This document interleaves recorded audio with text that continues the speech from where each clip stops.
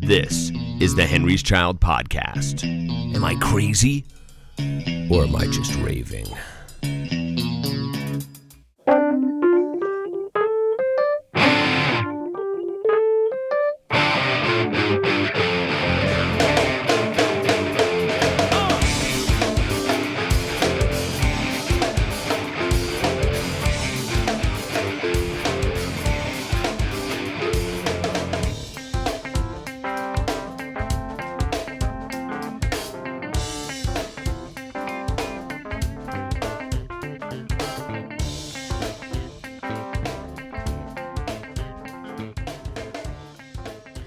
Farmer Greif is the keyboardist and tour manager for Aloe Blacc. And if you have not checked out Aloe Blacc and his music, you really should. It's really funky, super catchy, and really kind of a throwback to Motown and kind of soulful 70s and 60s vibe. Farmer recently participated in a single that's very, very catchy called $1 Million a Day. And he also performed on a few songs on a Christmas album that Aloe just recently did that is super funky. My entire family celebrates that entire album. It's very, very good. So if you have not checked out Aloe Blacc, you should. And if you do listen to Aloe Blacc, there is a good chance that you would be hearing Farmer performing some keys. He didn't play on all the music and all that stuff, but he definitely is very, very involved in the production and in the creation of many of these very, very cool tunes. Farmer and I are really good friends, and I actually chose to speak with Farmer kind of because I needed an easy week. I'm just kind of going through some stuff right now, and I needed the ability to not have to really heavily research a guest and kind of trying to get into this whole Christmas mode. And there's a few things I'm kind of hung up on right now, but it's going to be good and it's going to work itself out for sure. It always does. In our conversation, it is important to mention that it's very much like Pulp Fiction, just in a sense that there's different parts and different pieces that you're going to hear about. Some of them are in order, some of them are not, but it's a great conversation. And as I always feel after I talk to Farmer, I feel better about what's going on. I feel better about music. He's a great friend. I had a really great opportunity to, as he calls it, mentor him. But the reality is I learned more from him than he learned from me. Farmer's just a great guy, a very generous guy, and a guy who is just an all-around amazing human being. He also was a keyboard player for Big Hippie, the band that Jake talked about a couple episodes back. So please enjoy my conversation with Farmer Greif. I got my in-ears, Tom. I'm going to talk about those on my podcast. You should, man. They are a symbol of my success. Are they double drivers? Yes. And I think the driver on my left ear is bad, or my hearing's gone out. I'm hoping it's the first. yeah, of course. And it sucks because I can't test them because you can't switch ears to see, like, because this is like lower volume here, but I can't like stick it in the other ear because they're molds. You know what I mean? Oh, you got not just double drivers, dude. You got the actual thing. Wow. I got in-ears. Yeah, I got them from a company called 1964 up in Portland, Oregon. Peter from.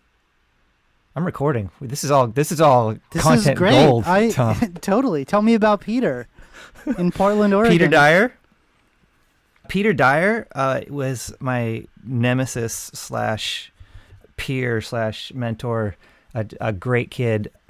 Peter Dyer. He's a keyboardist for Aloe Blacc, and if it weren't for the fact that he's so much better than me, he'd still be the keyboardist for Aloe Blacc. I'm kind of jumping ahead. I'll get to him, but he's the kid who plays. He's the guy who plays for Mariah Carey, or at least he did. That was like his super big credit, and he like sat in with like St. Vincent and all that. And oh, cool. I had some family function or something happened, and Aloe had a gig in Las Vegas, and he was a friend of our guitarist Joel, so he He's like, oh, we'll get Peter to fill in. I'm like, oh, cool. I'm off the hook and I can do this thing. And then like they just kept using Peter because he's a professional keyboardist and really good. And for years, he was just kind of like the main keyboardist. So I kind of took a back seat. And so if he couldn't make it, I'd play keys. But my ego didn't allow me to love him. But the more I got to know him, the better. He's just really generous with his information. He's like a super synthesizer expert. And lately he's in the house band for American Idol. He's got a bunch of projects and a family going on. So I've played every show for Aloe for the last year and a half. So he's no longer a threat. So and so did he introduce you to these in-ears or something? Tell me about those. Oh yeah, so as the professional, he had these 1964 in-ears. We needed them for the Bruno Mars tour. Like I said, I was joking but not joking. They really are the symbol of my success, because I always thought if you're a real band, you have in-ears on stage and you're touring arenas and doing all that stuff. And I was gonna say we have in-ears, but we don't tour arenas. Everything in life, it's all the perceived value, and it's like so I got my in-ears, but I paid for them out of pocket. Perceived value is what we were taught from Eben, right? Perceived value, right? Mm-hmm. So did it hurt when they were pouring the mold into your ear? The hot wax? No, it was really weird. Well, you know the deal, like they put some like cotton in your mouth to keep your jaw, or like a little bite down on your wallet while we remove the bullet kind of thing. So they keep your jaw locked and you don't mess it up. And then they pour, I don't remember it being hot. It was just kind of like a chemical goop, and they put it in there for a minute and then pulled it out. And then a couple weeks later, it showed up in a little box. Oh, so much fun, like picking out the colors and customizing it and all that stuff. And then used it. Actually, the irony was too, like, so I'm like, I'm a professional now. And then I remember the first night using it on stage. So we opened for Bruno Mars, one of the coolest things ever. We actually we paid some extra money to his monitor guy. And so he would do monitors for us, which was great because we didn't have to integrate into their system and all that. And so he did our sound, and he's the best of the best. And yet it kind of took 2 or 3 days, 2 or 3 shows before it was dialed in and comfortable. Jarrett does your sound, but like, do you guys have like a dedicated monitor engineer? No, we don't. In fact, our in-ears are so awesome. They're actually on a frequency that is now considered illegal by the FCC. So we can't actually take them out to any club for fear of something like Spinal Tap happening, where like you start to hear the airlines and the pilots landing. And really, why don't you switch frequencies? Can't you just switch frequencies? I don't know. I think it's hard coded into it. They're pretty old. We got them early on, and I just so rather than having mine be like for my actual ears, I'm just like, oh, these are slightly better than the ones that came with my iPhone. Oh no, 95% of the time I use these for the airplane ride to the show. That's it. Oh, that's cool. Aloe doesn't really do his own sound checks, so we don't need him for most sound checks, I should say. So I'll go up and I'll use my in-ears because he likes wedges and in-ears, and so I'll test it for the house and for Aloe, and that's what I use it for. So it's a tax write-off, but like I said, it's totally out of pocket and personal. But I love it. There's nothing like putting these things on and on when you get on the airplane. I feel bad, but like the routine, we sit down, you have to like put the armrest down immediately so that you don't get anyone spilling over onto you. And then you put the in-ears in so that like when they do say something, you don't get sit next to a talker. Then you can like kind of like arrogantly and slowly like make a real big kind of pull one ear out. Oh, I'm sorry. What? I can't hear you. What did you say? Oh, it was complete insignificant babble. That's what I thought. Okay, cool. Okay, I'm put this back in. I'm putting it back in. Wow, you are a rock star, man. You do. I mean, I'm polite about it, but. Oh, that was very polite. Paula would be proud. She raised you well. So, Farmer, I love in-ears, but I love you too. And let's start the show. I figured that I would just kind of wing it and see. You're funny. We can talk for an hour like no problem. Right? I took a ton of notes, though. It's been a lot of fun listening to your podcasts, and it's like, oh, shit, that's right, the Wow Hall, and oh, Tommy John's, and oh, John Henry's, and like all the names that comes up in the bands, and you were around for all American that, Girls. Oh, yeah, it was crazy. And what's funny is Henry's Child was a huge influence in our music and in my business career. Well, thank you, Farmer. You're welcome, Tommy. And actually, I learned a ton from you at the beginning. I had a notebook and just took tons of notes because you did all the business for Henry's Child. You did like all the booking. You were the businessman. You took the money. Right? Yeah, most of it. When you were the responsible one. I don't know about that, but it was really when there was money to be had and when there was shows to book and all that sort of stuff. And that whole industry and that whole area has really changed, especially for the local guys. Yeah, I kind of remember Farmer saving my life. Actually, Farmer and Claire saving my life because we had Henry's Child had, and this is obviously after I had met you and hung out and you'd kind of started to integrate into the family. We had decided to move to California, and I quit my job. I gave up my place to live. I actually sold my place, and we were at a rehearsal one night. We used to practice like 4 or 5 nights a week, and Doug goes, "Oh, I'm not moving to California." And I freaked out. I got like super mad at him, kind of in a weird Tommy, kind of odd passive aggressive way. And I was like, God, you guys, I don't think you understand. I literally gave up. I literally put my 2 weeks notice in my job, and I gave up my place to live. And so anyway, I came to live in Farmer's darkroom, which he literally had a darkroom. So it was the pans with the chemicals, and it was really just, I don't even know what it was. It was probably just a crawl space, wasn't it, for some goofy storage thing?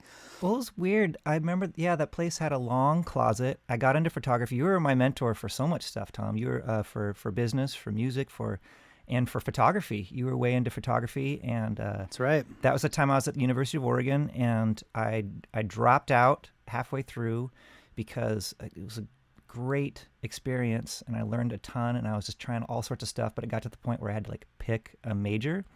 And I was interested in journalism and science and stuff like that, but I didn't spell too well. So, and I knew I didn't love the deadlines and didn't really want to be a journalist. So I'm like, you know what? I'm going to take a break and kind of figure it out. And I loved music, and I wanted to major in being a rock star, and it just didn't offer that program. That was the joke I would give to my friends. But I had a full-time job at Gerlach's Camera Center. That's right. But you know what? It was funny because hanging out with you, and because you did like all the 8x10 band photos and stuff like that. So I was taking pictures, and I got really into photography, and I was spending so much money at the local camera shop that I was like, I got to get a job here and get a discount. And I did. And I worked there for 2 or 3 years. Really great job, mom and pop shop. I got into it, and my mom was like, you know what? I used to be in photography. I have a whole dark room up in the attic, like the developer, the machine, the whole thing, which was amazing. It was like from the 70s. It was from before I was born. They put it away, hadn't touched it since, and it was like in great condition. I pulled it out, and I had that in my closet. And that's right. When you moved in, I think we put some of the chemicals away, so that you didn't. At least I didn't roll over on them and start to get fixer all over my clothes. No, but I remember. So just to give a little bit of context to the youngins out there, before we all had iPhones in our pockets and everybody claimed to be a photographer, you had to get a camera and use this thing called film, and it was, every shot was really sacred. You didn't really know if it was going to turn out or if it wasn't going to turn out. And then a lot of times when Farmer and I say we were into photography, we were like changing different settings on the camera and taking pictures with different light and trying to paint with different light. I mean, it was really a thing. Being that this was in the mid-90s, this stuff wasn't free, and it wasn't cheap at the same time. Not so cheap. So when Farmer said he got a job to get a discount, right? Like, sure, he gave us all discounts. I remember the color one was a big deal. Like all the black and white stuff we could do at home. And it was kind of cool. It was kind of like artsy and stuff. But the color stuff, man, that was the bomb. In my heyday, I was I was rolling my own bulk film. So you could take like 100 pictures, like 100, I can't remember how many feet of film it was, but it was like a whole Oh, that's roll of right. film. And wrapping it in the canister? I was wrapping in the canister. So I was like making my own, rolls of film. I was developing the negatives, which is one of the worst things you can do. Because like you can only screw it up. Like at best, you'll do a good job. You know what I mean? It's not true. Like, it's at true. home. You can't do like a better job than Kodak or the local grocery store or whatever, because Right. everyone would develop film back then. So I did it once, and I was like, that was dumb. But yeah, I was taking pictures. I could take pictures without a light meter pretty well. I just kind of knew my camera. I worked up, I think, the largest debt I'd ever had to this day, I think, in life. Really? was at the camera store. Yeah, because I had a good deal. I had like cost plus 10% or 15% or something like that. Wow. I was a kid in a candy store and I had a sweet tooth, and it was a lot of fun. I remember doing our own band's pictures and developing all that stuff, and film wasn't cheap. There was a saying though, like film's cheap, results are not. And I remember a guy came in from who had done some work with Time magazine or something like that, and he had shot in Eugene. Hayward Field is Tracktown, USA, and the Olympic trials they do there. And a guy had shot some stuff for, it wasn't Time, it was Sports Illustrated, and he took like 2 bricks of film, and I can't remember how much that was, but it's like 24 rolls and of 24 kind of thing. It's a lot. There's a lot of pictures, and he had high-speed cameras, and people would, 100-meter dash, they'd come across the line, and you'd have multiple cameras and professionals doing this stuff. And he took it to his editor, and he got his picture on the cover, or at least the lead of the story. It was a big deal for him, and he said that the editor called him into his office, and he was like, "Good job, but next time, don't skimp on the film."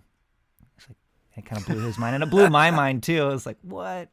So when the digital rolled around, oh my God, it's really it's free. You can take as many pictures as you want.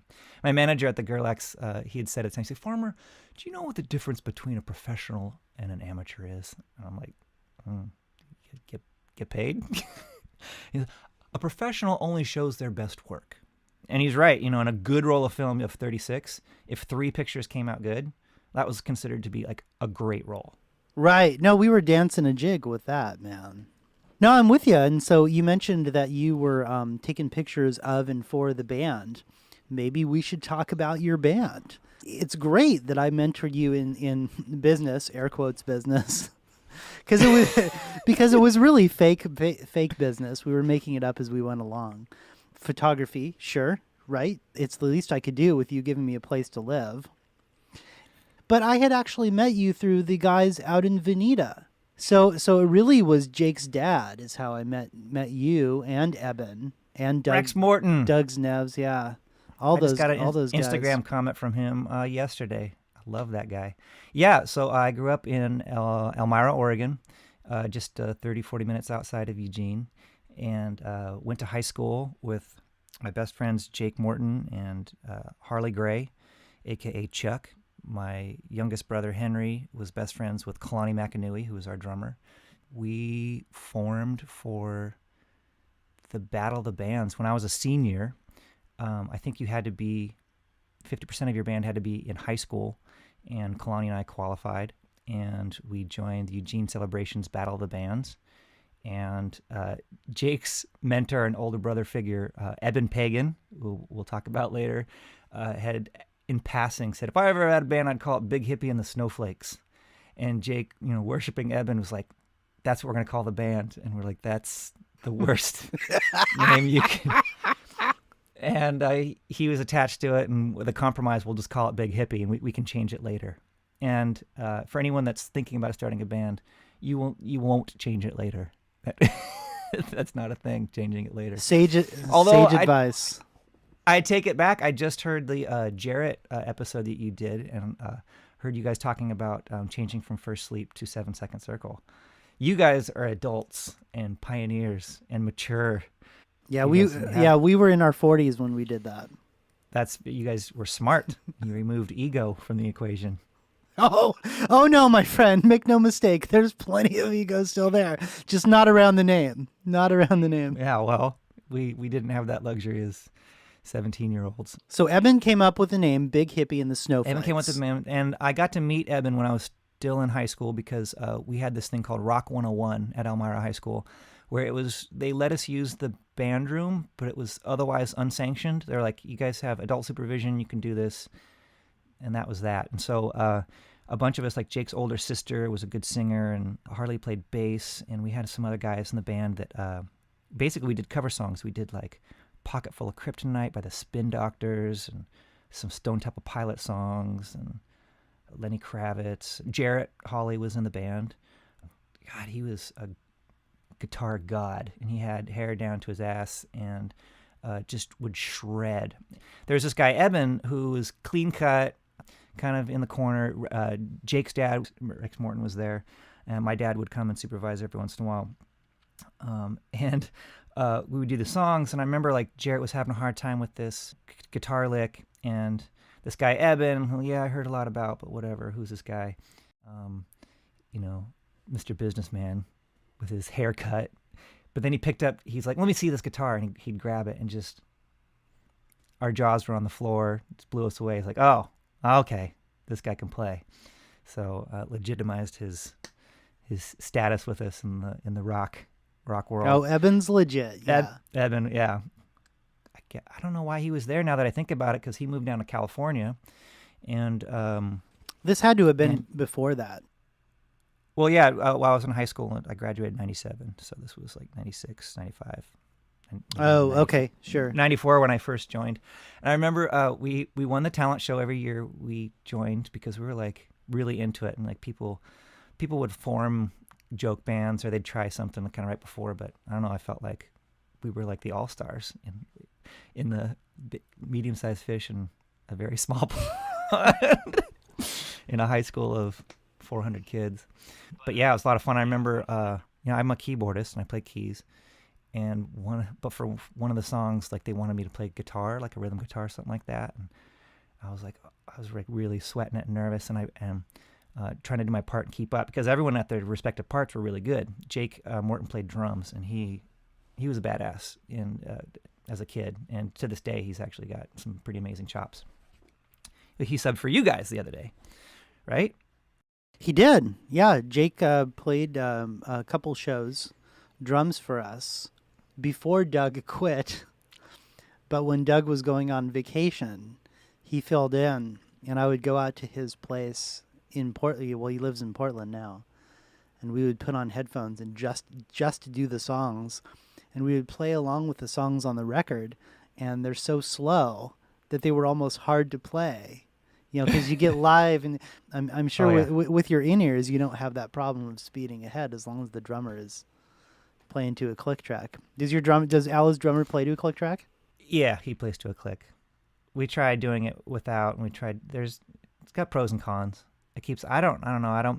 We used to, for the Bruno tour, we would play to tracks, and Peter Dyer would run the tracks as the keyboardist, and it fit for that arena. And so we would do like extra background vocals. A lot of his Aloe's recordings, he'd have background vocals and female vocalists, and when we toured, we didn't bring them along.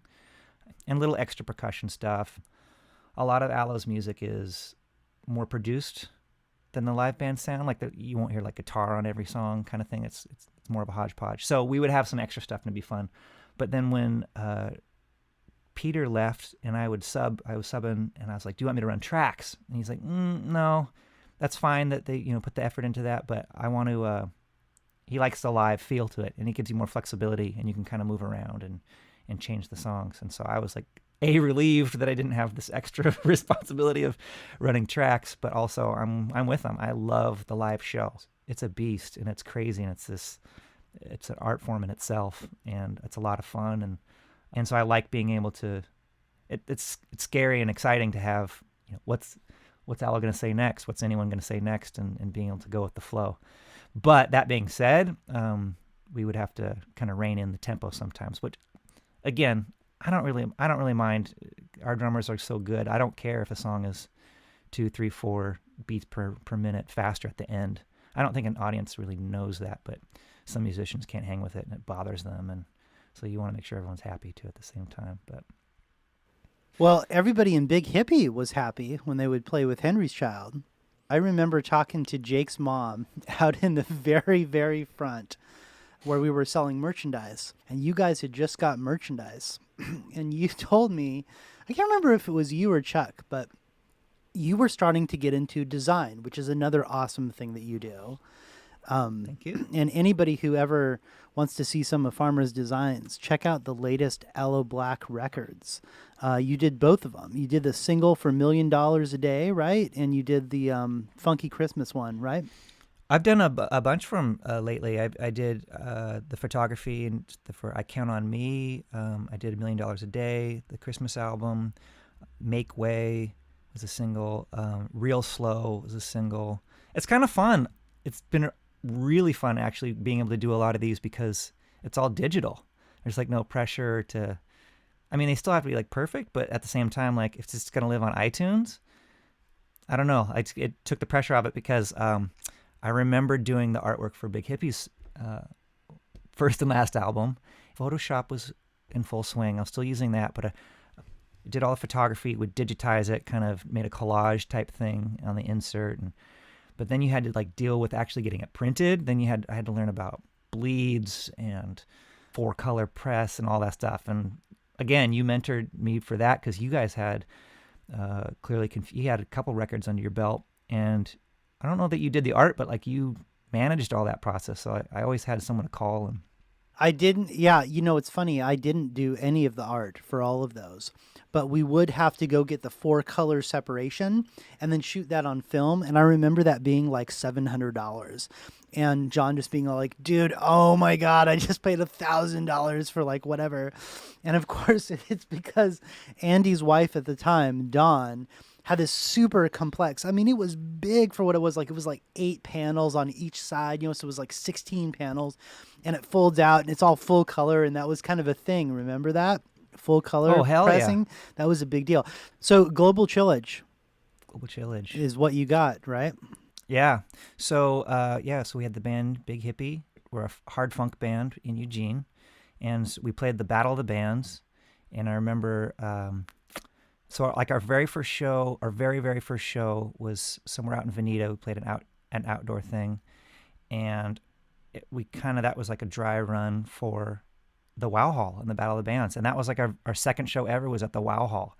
And I remember feeling like we had a real head start as a band, as a business, and as like our careers, because the Wow Hall in Eugene was like the best. I think this was before, what's the McDonald Theater? Was that this was way This was way before the McDonald Theater, right? So this is like 1996, 1997. This was the place to go. So this is still places that like say like Alice in Chains would come play. I mean, was it a spit take? Holy crap! Are you serious? Totally. Mm-hmm. I mean, I believe you, but like not around that time. I mean, obviously years later. But my point is that the Wow Hall has kind of always been sort of it's a medium-sized venue. We'll do 280 to 300 through the door, and that still is like that's considered a sellout show. How many people? Was it 300, 400? How many people fit in it? Well, I have to be careful what I say. I think Fire Marshal with arms sort of spread out is like 310, okay, right? But they'll sell it up to like 500. Yeah. I mean, if it's... it's not the biggest venue, but like in name and status, it certainly was. And so I just remember doing the Battle of the Bands, and I think that's when Marigold was... Yeah, Marigold was around. And now I don't remember if we lost him or not, but I do remember losing it and being really upset, and kind of like it did kind of shift my paradigm as far as craft versus sales, because it was kind of a popularity contest. And in life, that's like what the music business continues to be. And it was like, oh, well, they had the biggest crowd. And then if you kind of think about it, like, well, what does that mean? What's the best band? Like, music is art, and art is so subjective. So it's like, you know what I mean? And if removing like all the execution aspects of it out of there, like you don't even have to execute your craft very well if it's entertaining. Like there's this whole, anyway, it started this whole primordial soup in my head of like I said, execution versus art versus entertainment, versus business, and that was kind of the start of it all. And so we didn't win, but I really was happy with our band and our fans, and then I don't remember exactly what year we met you guys, but I remember Henry's Child was a big thing. I guess it was through Jarrett mostly, because Jarrett started hanging out with you guys. Jarrett was a couple years older than Jake and Chuck, and so he was higher status, older figure. Jarrett, we respected him and his shit. So that's true, and I do need to do apologetics on what I just said earlier. I didn't actually meet you. Maybe like sort of esoterically, I sort of met you through Rex Morton, which again, like he's kind of become a deity of all of this stuff, and because he sort of was the cornerstone around it, like meeting Eben, and then Eben came and influenced our lives in a huge way, and believe it or not, even though we don't work for him, he still does. There's still remnants of Eben rolling around inside my brain and the way that I think. And so by that time, it was Jarrett. Jarrett, by then, was running our sound full time. We were practicing probably 4 to 5 nights a week with shows on Friday and Saturday night. So a lot of time was spent with Jarrett. And at the time, I think he was probably living with his parents out there. So there was still the sort of the Elmira Veneta connection. And of course, I met you guys and was instantly in love with all of you. I remember when I met you, I actually, we said like they introduced me. I don't know if Chuck and Jake had met you all previously, but I remember when I got to meet you, I was like, I'm going to meet Tom, Tess, and Dory from Henry's Child. You guys were a big deal. You guys are a big deal because you'd sell out the Wow Hall, and your music was awesome. And when I met you, I was super pumped because you were a really cool dude. You're like a real dude, and you had asked like, well, what do you play? And I said something stupid like the skin flute or meat whistle or something like that. And I remember afterwards, and you laughed, and like we hit it off, and years later we become really good friends, whatever. But like I remember Chuck and Jake were like, dude, don't be dumb in front of Henry's Child. They got all mad at me. That's like, awesome. Don't worry about it. But yeah, and I don't remember the first show we opened for you, but I remember that being a big milestone. It was probably at the Well Hall, like opening for Henry's Child, and that's a built-in audience. We're gonna have a good crowd, and at the Wow Hall, and that was just the most exciting thing in life, getting that phone call from whoever. And because after a while, I'd start getting phone calls at random from clubs, friends, parties, just whatever. Like we'd have a gig. I feel like we always had one gig in front. We never, you know what I mean? Like we weren't too aggressive at booking. Like you said, you just kind of figure it out as you go along. Right. And I had a checklist after I did get to meet you and hang out. I remember just asking you, trying to pick your brain for everything.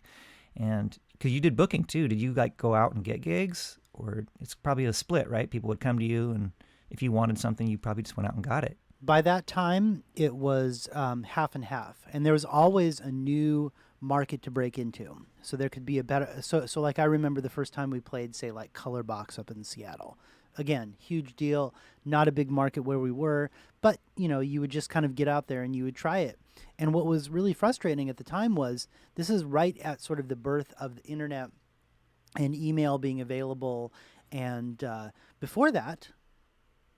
Starting in 1995, 96, we would just create these big giant press kits.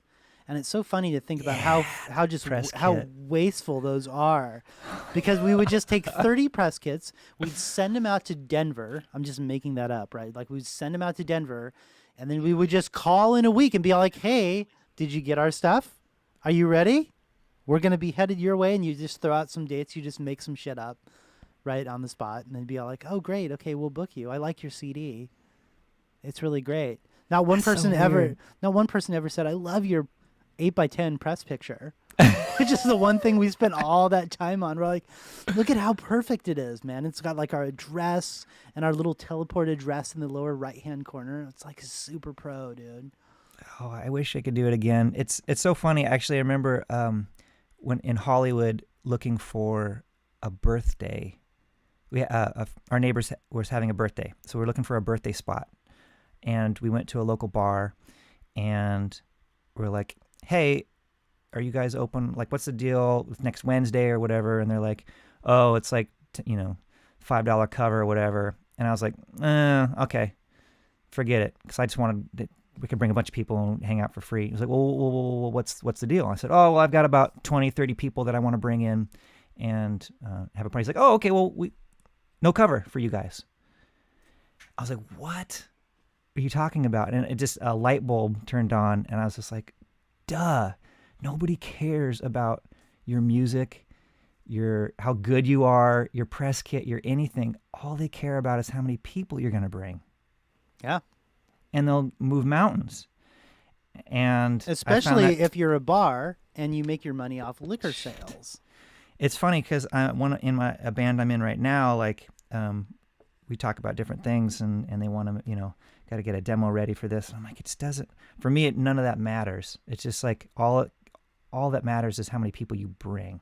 It's a little bit of a catch-22, because you got to play shows to get fans and you have to have fans to get shows. But at the same time, there's a certain amount of legwork you can do to get in and have a good time and be entertaining. And at the end of the day, you just have to have fun doing it. But yeah, I remember that. And I remember thinking back to the Battle of the Bands, and it was just like, well, yeah, of course, a venue doesn't really care how good you are. And because I've seen some terrible, terrible bands at some pretty great places, but if you bring a lot of people. I remember when I did move to Hollywood, when I first met Aloe Blacc, I'm skipping around here a little bit in the timeline, but Big Hippie moved to California, and then with my brother Henry, and he played bass, and Kalani, our drummer, and I created this little breakout band called the Breakdown Boys. And Henry and Kalani are gifted freestylists, the rappers. That's what they call themselves, right? Das rappers. And we kind of did like funk, jazz, hip hop type stuff. Anyway, we were playing. We met Aloe's managers at the time, and we played the show. And I can't remember who we opened for, but we played the support slot, and it was at this club called the Temple Bar, and 200 people. I think it was like it only fit like 300, maybe at the most. It's a little bit smaller than the Wow Hall, and we filled it for the support slot. Anyway, it was one of our first big shows. We did wheat postering and got really excited, and we were handing out flyers at the other venues. The most effort I think I'd ever put into like promo for a show, and it paid off. And then for weeks and months and years afterwards, not quite years, but I remember getting calls and talking to people like the Whiskey A Go-Go and the Coconut Teaser and like some of these big names in Hollywood. And if a promoter would ask me, well, how many fans? And I would tell them, oh, we got like 200 people to do this. All of a sudden, instead of chasing them, they started chasing me. Like, oh, okay, well, because I remember one of the very first big illusions that was revealed to me in Hollywood was like the Whiskey A Go-Go. You know what? Anyone can play there if you buy $800 worth of tickets in advance. Again, they don't care how good you sound. They just care about the bar and selling tickets. And because it's a big name, it's what's the saying? Pay to play. So yes. Again, you can buy tickets in advance and go there. So we never did that. I've never done that. I never wanted to do that. That being said, I've definitely bought 5-6 extra tickets to meet. I remember, I'm sure they still do this, but like you have to sell 50 tickets before the house will keep like the first 50 tickets, all the proceeds. And if you sell 49 tickets, they keep 100% of it. But if you sell 50 tickets, they'll give you your 80-20 split or your 70-30 split or your 50-50 split. And I remember definitely like having to buy a couple extra tickets just to reach a threshold kind of thing. But oh, right. Oh my gosh. You were with us. You were with us when we played the Coconut Teaser with yes. Rex. I think you were on tour with us. Our listeners will have to forgive us for jumping around so much, but that's where the we didn't jump around. You're going to edit it, so this is all. This is all. Oh yeah, right. I'm good, but I ain't that good. This is like Pulp Fiction. It is. Yes, you get the ending first. In. Yeah. Half the fun is listening and figuring out what the fuck we're talking about. Exactly. But we're having fun, and that's all that matters. So Rex Morningstar is another mentor and figure for me. He's kind of like my tortured artist mentor. Back then, I didn't know anyone who was more into like the art and just like the emotional side of music. Yeah. You know what I mean? Like you were definitely like the businessman and Right. organized and had the clipboard, and I worshipped that. I say to this day too, I quote you, like, Farmer, we're not anal, we're meticulous. Yes. And that's the quote that you have from me? Well, it's one of, yeah. I love it. I love it. But I love that. I really identified with that. But and Rex had, like I said, that tortured artist down, and he was very, very passionate on stage, very authentic, and I really appreciated that about him. But yeah, Jarrett was he was doing sound, and Jarrett kind of mentored me in all things sound. I remember I bought my first Mackie mixer in college, and I was like, I didn't really have a job for it, and I just remember feeling really like the in-ears, like anyone can buy a mixer, and you just kind of you just get it, and you start going, and and then you can identify with it later, you know. And as far as the outside world's concerned, you know, they see that you have a job in the music business, they see you've got in-ears, they can think whatever they want to think. It's, you know, grass is always greener, and you just have to love what you're doing. But yeah, Jarrett was doing sound for you guys, and which was a big deal. And then he started playing keys, and I did sound for you guys, which kind of seemed backwards to me because I identified as a keyboardist, you know. Yeah, not that I wanted to play keys for you guys or anything, but I remember that was a big life milestone, going on tour. Yeah. Even if it was as the sound man, I always wanted to go on tour. That was a part of my career goals. And do you remember what year it was? 98? 99? This would have been 98. Yeah, because you were hanging out around Jeff Olson's studio when we were called Dogwood Studios, when we were recording Learning Too Much, which was the unreleased album that we have with Rex. So is that still unreleased? So yeah, so Rex from episode number 37 of the Am I Crazy or Am I Just Raving podcast, he had ended up quitting right as we were about ready to get it pressed. So the way it kind of worked was we had done this record. Well, Andy had left. We immediately courted Rex. We got him into the biz. And looking back, the biggest mistake that we made was making him do Andrew's songs. And our theory at the time was that's what fans want to hear, so we need to give it to them. And at the same time, you weren't wrong. Well, no, and I don't think necessarily that I was, but forcing him to do it was probably there could have been a better way I could have handled it, right? And so at the same time, we go out to Dogwood and we cut a record, man. I mean, it's a full-on like 68-minute opus, a political opus of experimentation of just anything that we could do. And so when Farmer came in, Farmer ended up taking over Jarrett's position, and for almost a year. And we had, at the time, right when we went on tour, I gave the masters to Elemental. And that was when I had just heard that Elemental was getting sold. So I gave them to John, and he goes, well, you know, I'll definitely give it a listen and give you my opinion. But it's kind of something you should know. We're selling the label. It doesn't mean anything. Let's see what happens. This new person, Cassandra, is buying the label. And I'm like, wait, what? Hold on. So all of a sudden, your parents are getting divorced, kind of crying about it, right? And so I remember giving off these masters and then immediately going on tour and being all like, oh, crap, I wonder if we're going to do anything with it. And, of course, they didn't like it. They didn't press it. So it just kind of went by the wayside when Rex quit. And so now... And there was no SoundCloud. There was no YouTube. No, none of that. None of that had even existed. In fact, even sending, audio files over the internet was kind of a thing. Our next singer, Andy Macon, had cut his own CD and sent that over from the UK. So at that time, yeah, there wasn't really a way to sort of easily do that. But we went on the road with you, and we played Coconut Teaser. Did Big Hippie ever play Coconut Teaser? Yes. And we played it a year or two before they closed it down because someone got murdered there. Oh, no. So the only thing I remember about the Coconut Teaser, I remember that. Remember this? We showed up early, and the door to the trailer was busted. So it could have been opened. Now, if it would have been opened, there's so much gear in there. There's no way one person could do it, right? Our thinking was like, oh, well, it would take you a half hour to get it out. So what we did is we had Doug back the trailer in so that it was right next to a telephone pole. So if you billboard, it was a billboard. Was it post? Yes, I know because it was an Absolute Vodka billboard. Yeah, you Remember need that? to tell this story. You need to tell this story, dude.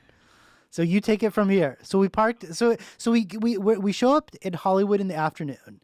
We're way too early. Like the club is not. There's nobody even there, right? There people are probably even left over from the night before, and we just parked the van with the trailer, and it's up against a billboard. And I'm gonna let you take it from here. And I remember we got approached by the Absolute Vodka folks because it was they were going to unveil the billboard that night, and they didn't want this scummy van and trailer at the bottom of their billboard ruining their pictures, and they like couldn't make us, but they offered us tickets to the party. And I remember thinking that was pretty cool, like Absolute Vodka Party, and it was down the street. I can't remember the name of it. I don't think it was a venue. It was but it was a private party. I remember they had like the heiress, like some Swedish goddess heiress to the absolute fortune there, and people were all dressed up nice. But for whatever reason, it was like after sound check, and it was before the show. We had a late start, and for some reason, just Rex and I went. And I remember I was bummed out because like we got in, but then like they got to capacity pretty quick, and the rest of the band couldn't go, and I felt bad for you guys that wanted to go. But I remember Rex had his plastic dirty cowboy hat and his I think for stage he would wear this like a tuxedo, ruffled tuxedo undershirt, and I'm sure I was in my dirty tour duds, and we were not dressed for a fancy Hollywood party, but there we were. I think I stuck a martini glass down my pants and took it. As I recall, you guys showed up with liquor.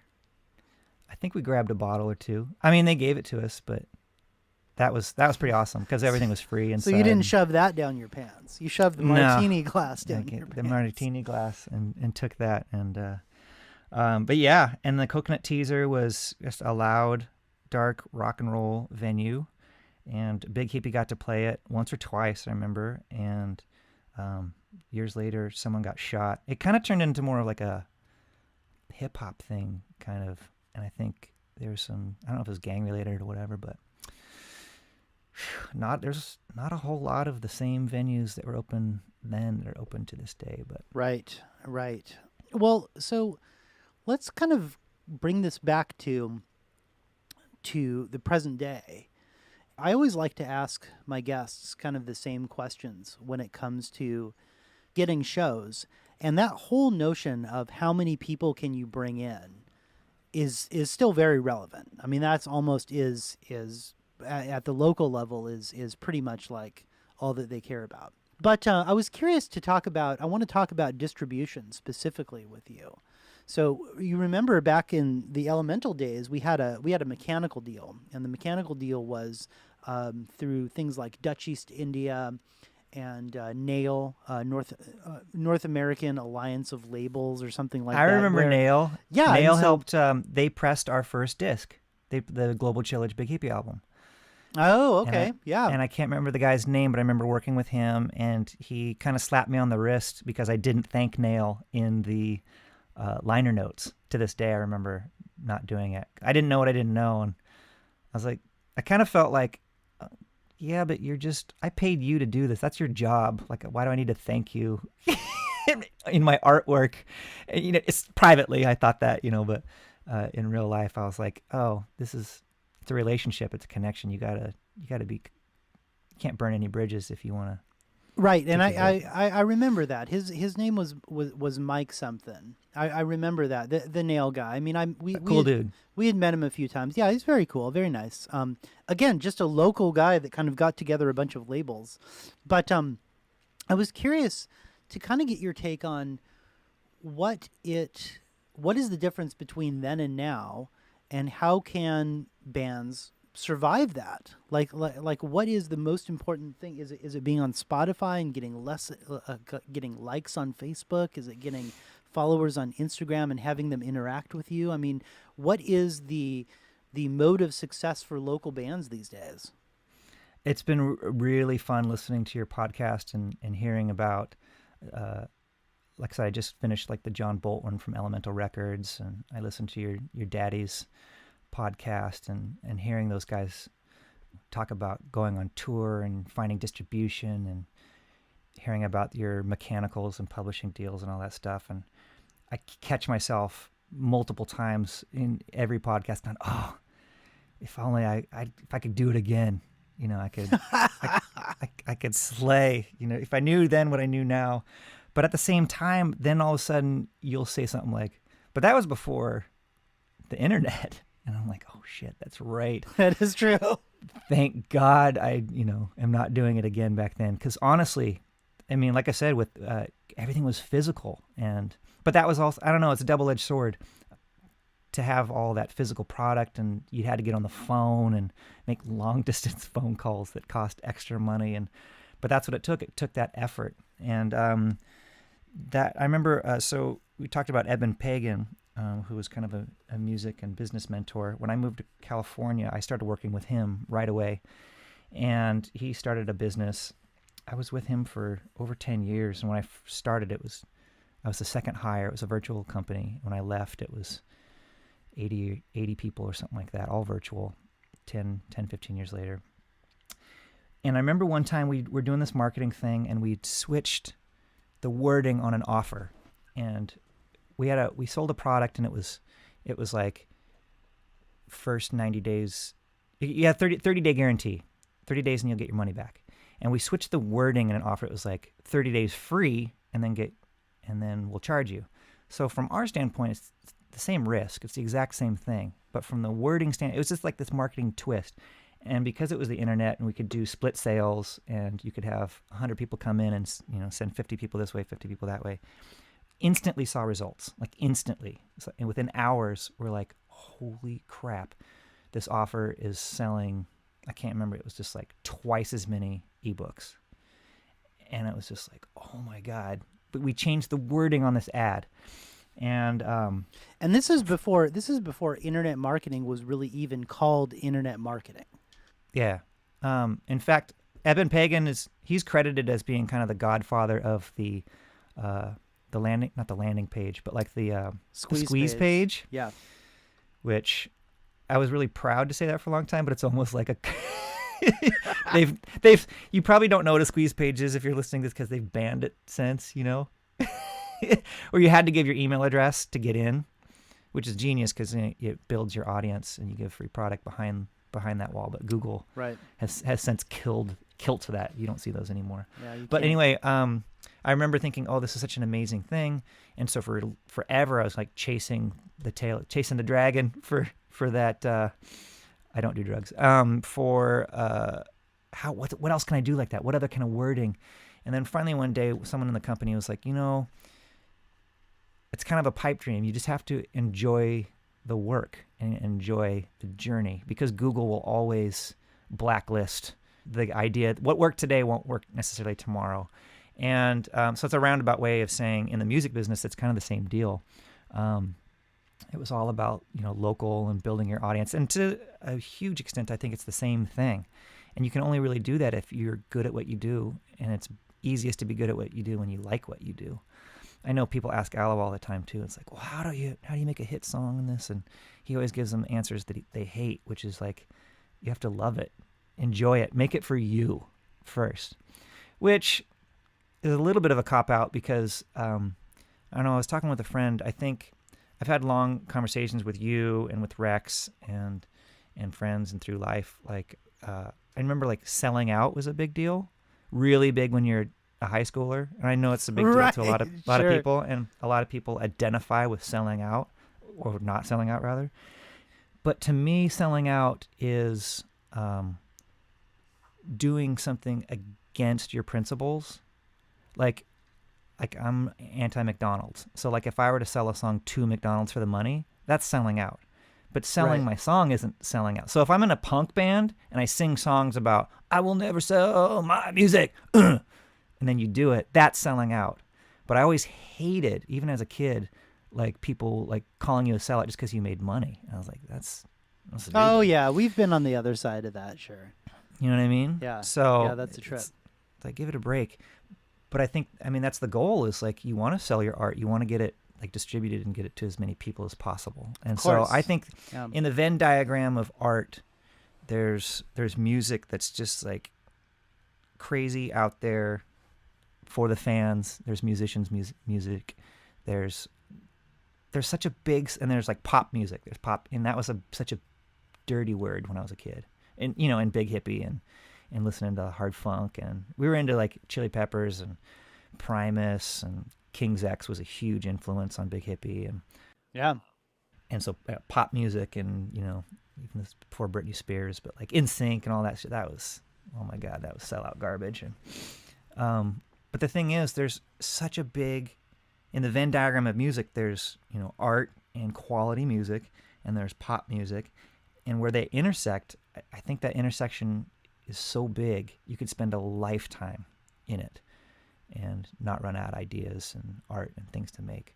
So that's what's interesting to me is that intersection. So I spent years with Eben Pagan, which is a business-driven business, and thought a lot about marketing and team building and all that stuff. And I've tried to take that to the music industry, and at least where I live in it, and try to look through a business filter. And Aloe is a great guy to work with because he's quoted as saying like business is his passion and music is his hobby. And he's very, very authentic on stage and energetic and enjoys it. And he's really good at music. But when he gets off stage, like we talk business, we talk music. We kind of launched into this podcast, but I never really said, I play keys for him. I tour manage for him. I help out with socials. We have a very small team internally, and I've known him for a long time, which is something also I appreciate, because it's probably no surprise that once you have any modicum of success in any business, especially the entertainment business, the sharks come out of the water. People want to be involved. And a big principle that Eben taught was, dig the well before you're thirsty. And so the team that we have, Aloe Blacc's internal team, is a small circle of trusted people that he's known for a long time, and it's a little family, which is really nice. And of course, he's has some big support. He's been on major labels, and he's got business managers and people that handle the money, and he's with booking agents and stuff like that. But we've got a small core that does the business. So to make it in today's world, that's the $1 million question, right? That's something that Aloe is still trying to do, and we're still trying to work on. And at the end of the day, it's make a high quality product that you're proud of, and that you can listen to over and over. I think about that too, because that was one of Eben's principles when he made products in his company. He wanted to make a product that would last 10 years, which kind of blew my mind. I was like, whoa, that's interesting. And I kind of thought about that in the terms of music, like how does that apply? And the best songs have longevity. Bill Withers is a big influence in Aloe's musical career, and Aloe kind of references that once in a while. He likes to write. He's willing to write pop songs, and he'll work with almost anybody if the conditions are right. But there's also, he keeps coming up with the term evergreen songs, and it's like these, like Bill Withers is "Lean on Me," that'll last long after he's gone. And right. I think that's the ultimate goal is to write quality music, music too that you can re-record, that you can cover. It's that the soul of the song is the same, and that will last is kind of the goal. I read a great article by David Byrne, actually, and he was quoting Stevie Wonder, and Stevie Wonder said, when you're writing music for him, and I believe this to be true, you're capturing an emotion and a feeling for yourself, and you're certainly in an emotional state, and when you're writing music, good, bad, happy, whatever. And then a good song will put you back in that emotional state, put you back in the same headspace. A great song will put other people in that headspace. That is beautiful, man. And I think that's kind of the key to doing that, to making a song that's ever lasting. Whether or not you can do it, that's the whole trick. You know what I mean? It's fun like writing all these like ideas down, but then when it comes down to it, that's the lightning in the bottle. It's hard to replicate. You just have to keep doing that kind of stuff. Aloe's been real lucky. He's had some hits, and he keeps writing hits, and he believes he'll write more. I remember when So I Need a Dollar came out, and that was his first real big song, and he sold that to HBO, How to Make It in America. That was a funny story. We had formed. I was doing hip hop with Aloe. We were his first hip hop band, because Henry and Kalani and I, the Breakdown Boys, were playing shows, and we played the show in Hollywood. And his manager at the time came, "You got to meet my boy Aloe." And I'm like, "Whatever. Everybody's got a boy."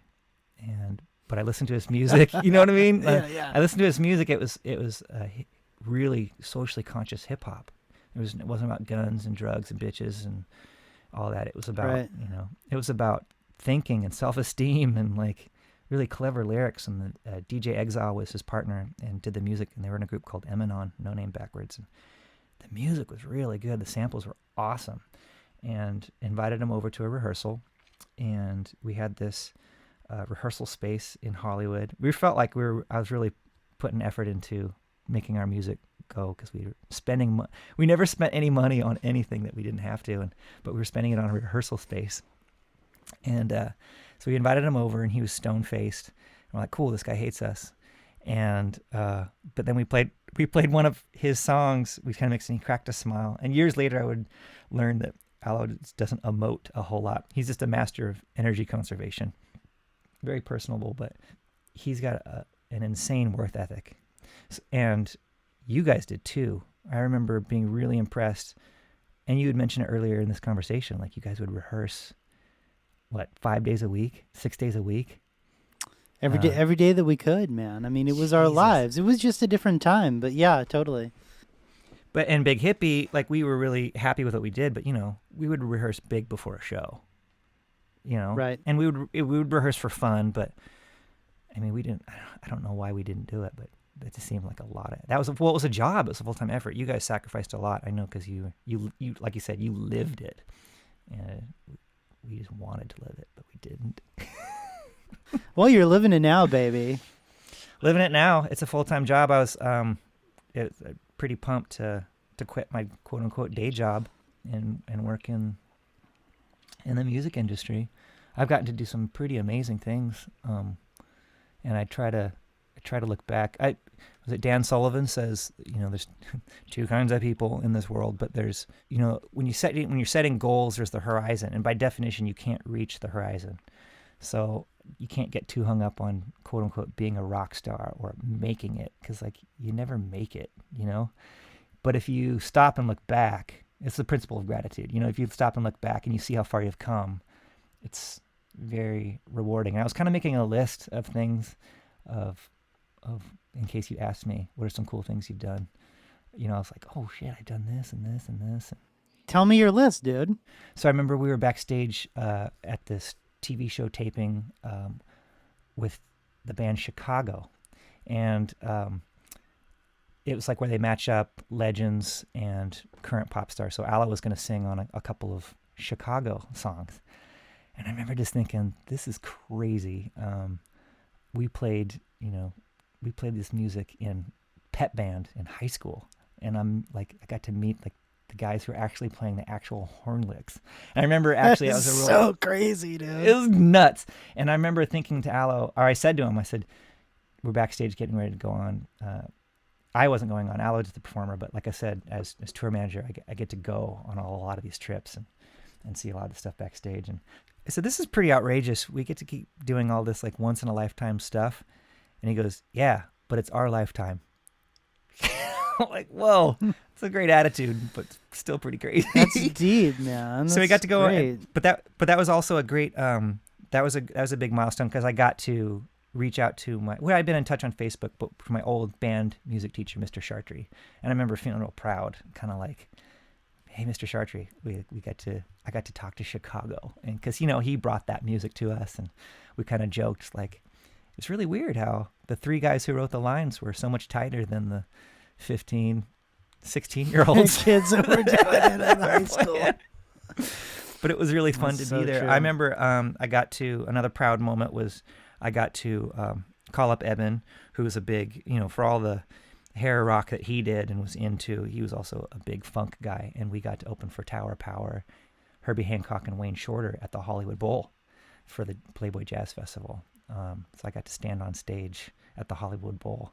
Another great moment was we opened for Weezer at the AT&T Park for a private show for a company, and they wanted to have a company party for 20,000 of their Closest employees. employees and employees. I think it was like 10,000 employees plus, with a plus one, but it was a secret show.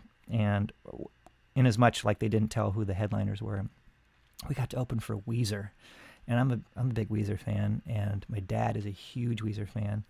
And I called my pop up 3 or 4 days, kind of short notice, but I was like, "Hey, Dad, I'm opening for Weezer. Father's Day is that weekend. I'll fly you out. I'll put you up if you want to come out to see Weezer." And he's like, "Okay, let me think about it and call you back." What? What do you got to think about? But he doesn't like flying, and he's got responsibilities. But he called me right back. He's like, "Okay, I'll do it." And I got to have my dad, and when at a show like that, like the stage is as big as they make them, I don't know, like a 40-foot wide stage, and all the professional sound, and we're in a frickin' baseball stadium. It was a daytime show. Another great one was we played the birthday party for our booking agent, for their, not just the agent, but like the company, the whole company as a whole, and they hired Aloe Blacc to play with Lady Gaga and Tony Bennett when they were doing that duet, and the headliner was the Foo Fighters, which I'm even a bigger fan of, and my dad's even a bigger fan of the Foo Fighters. And so my dad was already in California babysitting for my nephew, and so it worked out really serendipitously. And I was like, "Dad, why don't you come out to," and it was not a very big club, I think maybe 800 people or something like that. And, wow, really? And we kind of joke because Lady Gaga and Tony Bennett, they had like this grand piano, mostly because like the piano took up all that space, and we kind of joke because Tony Bennett needed to go to bed, like they had to play first, so we kind of joke that Lady Gaga and Tony Bennett opened up for us, but right. But that was pretty amazing, and as a small club, my dad got to be real close and got to see that up close, and I was really super pumped that he got to see that, and I got to give that opportunity to him. But it was hilarious because backstage, Lady Gaga had 2 refrigerator-sized humans, keeping a very healthy bubble of distance between her and the public, and I didn't really see Tony anywhere. But fucking Dave Grohl is as rock star as you'd ever want him to be, as you ever think someone could be, and as cool as anyone could or you'd want them to be, because he was totally in the black t-shirt, smoking cigarettes with the crew, hanging out, talking to everybody, saying hi, taking shots. Not crazy, but like, you know what I mean? Just like being he's having a good time, being super accessible. He'd say hi to you, you'd walk by, he was backstage. And then when he put the show on, he did all the like, play the guitar, walk into the audience, got on the bar, Nice. took a shot, finished his guitar solo. He was just so cool. That was a pretty memorable show that we got to play. I was really, really proud because my dad got to see me backstage. He'd see me all throughout life. He was my original mentor for music because he's in a band and was a singer-songwriter. He didn't do it for a living. He had a nighttime job, and I was really lucky growing up because I had both parents in the house all day long during the day. We'd go to bed and Dad would work at night. And on Fridays, we would go to the McKenzie River where my mom's brothers lived on a farm, a hazelnut orchard. And every Friday night after dinner, they would play music. And the band was called the SO2s, which is the chemical symbol for sulfur dioxide, which smells like rotten eggs. Yeah. And I'm like, we stink. But they wrote, I don't know how many albums, 15 albums or something like that. They did CDs, or they did tapes and CDs, and they played for fun. They played for the love of it. and they had a music room that in hindsight smelled like beer and weed. But they really did it for fun, and they would record, and they would kind of funny, they would record at Gung Ho Studios in Eugene, and that's how I met Bill Barnett. And they would do he was the biggest name in town and the most expensive, but they traded like construction work, like they built his retaining wall, and so they did a lot of trade with Bill. And that's awesome. They did some stuff for fun, and Bill would invite us to his Christmas parties because he liked my dad and the boys, and he even played on some of their albums and stuff like that. Bill Barnett was a drummer, right? Yeah, good percussionist and drummer. He was in a band, maybe still is, the Sacred Cows. I think they're still in Eugene. But I remember Bill was big time. Tori Amos would, she had to do some, legend had it that she had to do some recording and had to go up to Bill's. The studio was like, oh, well, the best studio in town is Gung Ho, so go find this guy and do your vocals. And like the limousine couldn't turn around from that podunk. Oh, in Bill's his gravel driveway, whatever. But yeah, so my dad was a huge influence, and again, I just kind of learned, to me, music was family and fun and art and passion. And then, growing up with Big Hippie, they were my best friends from high school, and some of the only guys I still talk to this day from high school. That was real important, and when it didn't work, it was weird, and like when we'd fight. And I quit the band once, which was life-altering, and I did not know that. You quit the band? Yeah, I think it was when I was still in high school, but I quit. Jake was a personality that I had a love-hate relationship with. He was the third dot on the circle. Right. Yeah. But you're absolutely right. I mean, I admired his passion and talent so much. Oh, Jake's incredible, man. I mean, he even, even some of these, a couple of these riffs on the new Henry's Child record that's going to be coming out soon are part of Jake's riffs. Like, he was around playing guitar, just kind of jamming with us, and we decided to keep him because they were good riffs. Yeah, he was so much fun. Like I said, the music was inspiring. The songwriting, to this day, Jake, I hope he keeps releasing more stuff because it's just fascinating stuff. It's good stuff for sure. And Harley was one of my best friends, and just the energy, and he made it fun, and that was the fun side of coming there. And Kalani is hilarious, and he lives in California to this day. Dr. Makanui, he got his master's and doctorate in psychology, and we go back to Portland. Jake lives in Portland right now, and we've gone back a couple of times and hung out during the summer and played some music, and that's been really fun. That is pretty awesome. Dude. Well, speaking of Big Hippie, is there anything off Global Chillage that you want this generation to hear? So yeah, I was listening to it in the car, and you know what? I'm still really, really, really, really proud of it. It sounds really good. There's only like one or two things I would want to go back and like I wanted to replace like one of the organ sounds kind of thing. But other than that, like almost all the parts and pieces, I'm really happy with, and I think to this day, still hold up. Gemini Man is my second favorite. So if let's listen to Jelani, and if you want to get into it, go listen to. I don't even know how anyone can listen to this. I should probably make sure that it gets up on SoundCloud or something like that. It's a good album. It was a lot of fun. A lot of fun making it. We went back to said farmhouse where my dad did all his music. There was a couple years where no one owned the property when my grandma passed away. She made sure that it stayed in the family for 10 years before they could sell it and split it up between the 10 brothers and sisters. I had a big family growing up. And so there's a few years where like anyone could kind of sign up and use the place for a few weeks. And that was a real big deal that we had like this. Again, we didn't spend any money. I traded some work with a local sound guy in Eugene. And so I got to borrow some gear, like an ADAT tape. Jarrett had some gear, and Jarrett would come out, and we spent the night, and we would record. So organic, so much fun. Songs we had prepared and were ready for, but we just got to go to like band camp and record this album. So we did more than half of it there. We tracked the vocals at Dogwood, and did the rest of it there. And we also tracked a bunch of it at Jake's house in a basement. But yeah, Jelani is one of my favorites. It's got a lot of pieces. I think it's representative of us because Kalani does a bunch of rapping. Jake does a bunch of singing. I think Chuck and I do some background vocals. It's got a lot of different pieces to it. I think we should do it. I think we should listen. play Jelani.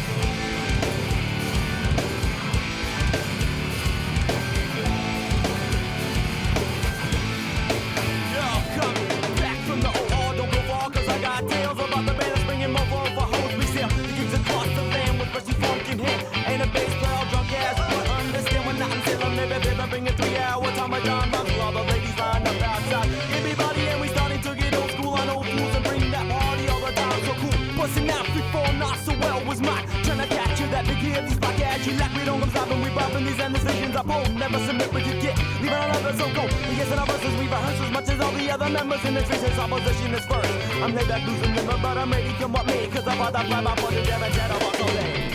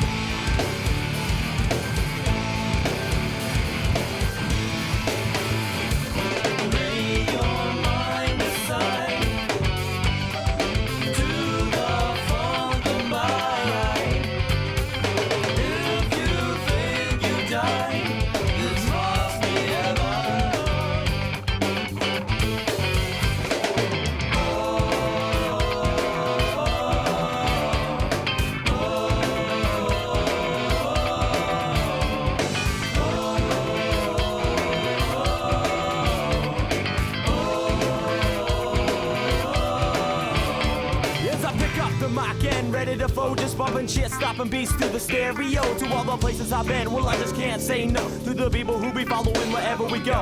So I pick up the mic and ready to flow. Just bumping shit, stopping beats through the stereo. To all the places I've been, I just can't say no to the people who be following wherever we go.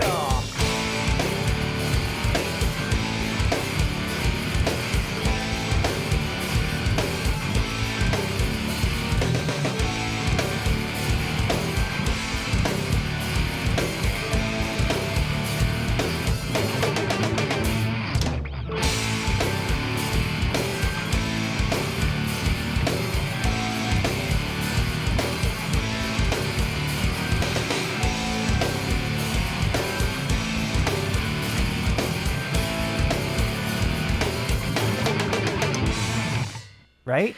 It's fun. I don't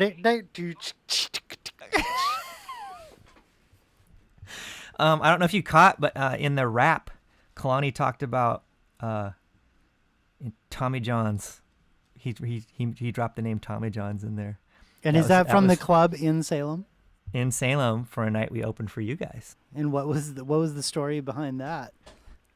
So he was rapping about Mike, some drunk guy who was in line who was trying to rap with Kalani. He's trying to freeform, but his rhymes, he didn't rap so well. It was just a memorable show that we had, and Kalani threw it in one of his verses. Nice. I love it. Yeah, Kalani's a stud. I love that kid. He's probably not a kid anymore, huh? Nope. Like I said, he's a Dr. Makanui. Dr. But Makanui. He still plays drums. He's still really good. It was funny.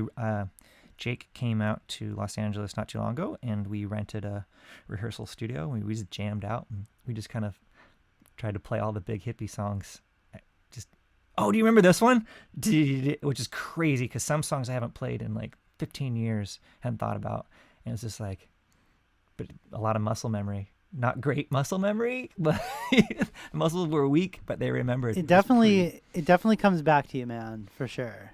It's pretty awesome. I bet we could rehearse though, and I bet Big Hippie could open for Jollymon and Henry's Child at the CD release party though. That'd be awesome.